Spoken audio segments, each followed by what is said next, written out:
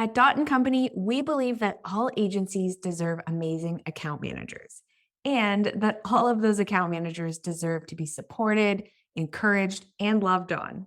That's why we started CAM Community, a membership only for account managers.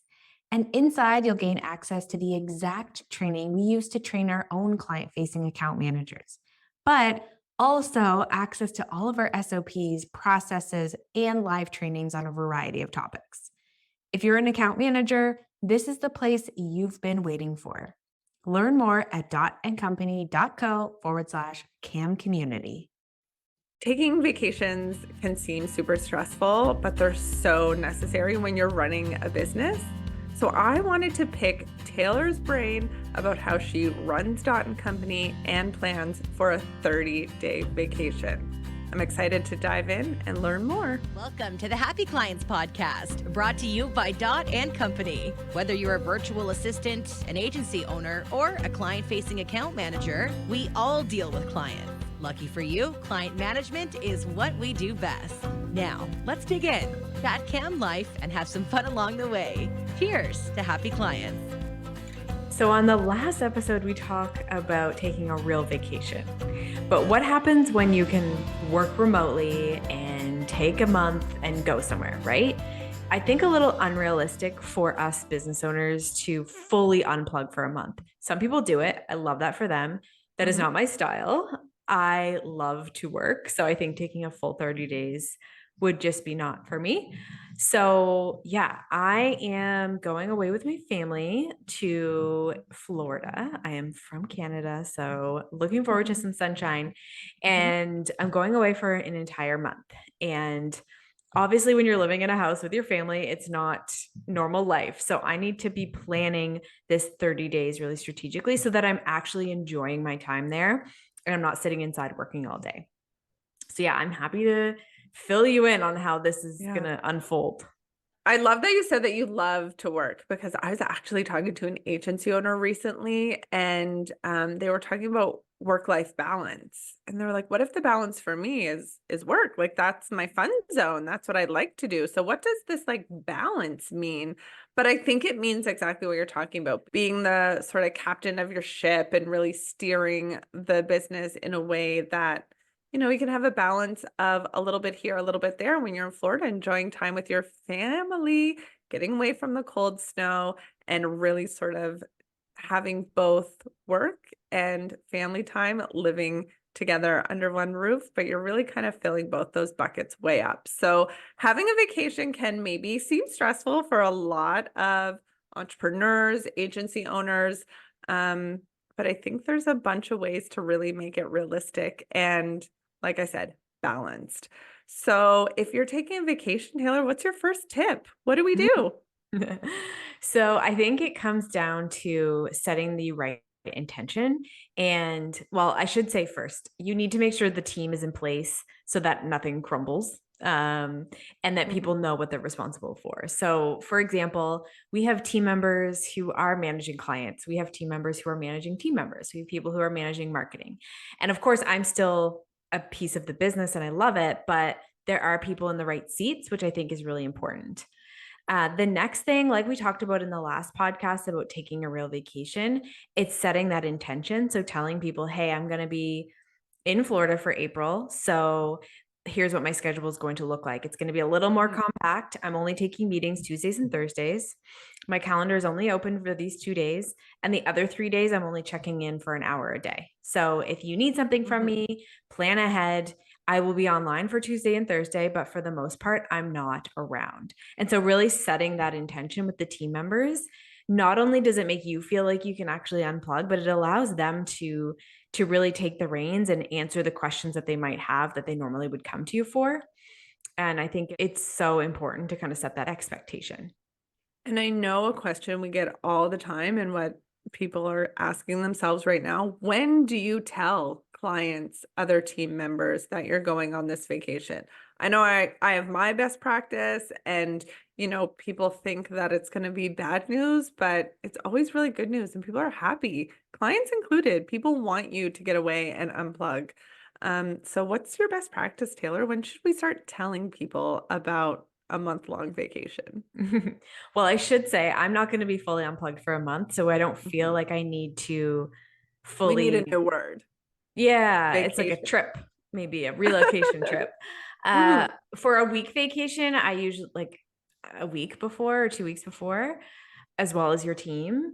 But in terms of a trip, like I told people probably a month ago that are directly reporting to me that this is my new schedule for April. Heads up, let's work on this before I go, trying to do a lot of the heavy lifting before that. If you know ahead of time, tell your internal team members because Mhm. the longer they know, the better. Mhm. But if you're setting your out of office, I would say like something that you also could do is put a PS in your email signature for, let's say, a week before, saying like, PS, I'm out of country from April 1st to April 30th. So expect, slower response time or something like that. But yeah, like I think it just depends on what your role is. For me, I'm pretty high level in my business now that we have people in place managing clients and teams. So I am privileged to not have to tell all of my clients that I'm going on a trip. Mhm. But if you're still in the weeds as an agency owner and you're still talking to clients every day, Mhm. the more notice you can give them, the better. Yeah. And I love that you said the privilege. That is a privilege. There's a lot of solopreneurs out there that will find even the idea of going on vacation 1 week, 30 days, really difficult to digest. So I love you setting yourself up for these privileges. And definitely a huge takeaway for a lot of agency owners, I'm sure a goal. I'm always in the business of over communication, right? When you know about this vacation, the plane's booked, let's start telling people just so they're looped in. You can talk about it with your client. They can get excited with you. Maybe they have a cool place in Fort Lauderdale they want you to visit, Tay, or maybe something cool along the way. Those are always great relationship builders too. So it could be something that you work as a relationship piece with your clients and in your agency. So I always love to communicate as soon as and then really start planning for it. But I think we've talked about this before, the plan. Of course, the plan is in place, but I don't think the plan exists without a really strong foundation and framework in place within your business. So tell me a little bit more about that, Taylor. What are the key things you need in place to really have this privilege of a 30-day trip? I love it. So for us internally, we have what's called our 4-pillar framework to account management that we actually use for our own business as well, which some of the things that we're thinking about are onboarding or client happiness, client retention, project management. All of these things are super ironed out internally. But when it comes to setting yourself up with that plan, I think actually a lot of work to take a trip or take a vacation. And I think that a lot of people just avoid it because it's a lot of work up front to get things in a row, Mm-hmm. get your ducks in a row.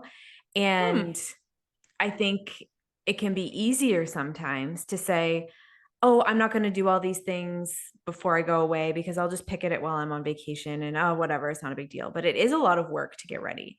So I would say having the foundation in place with a framework and making sure you have the right people in the right seats is key.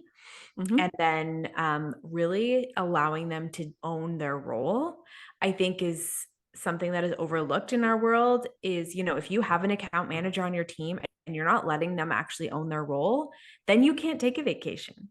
But if you allow them to do their job and to do it well, that's the whole point of having an account Mm-hmm. manager. And that's every single role in a business. If you have somebody who's a manager of people, well, if you have to tell them everything to say to people and you have to tell them everything to do, why did you hire them?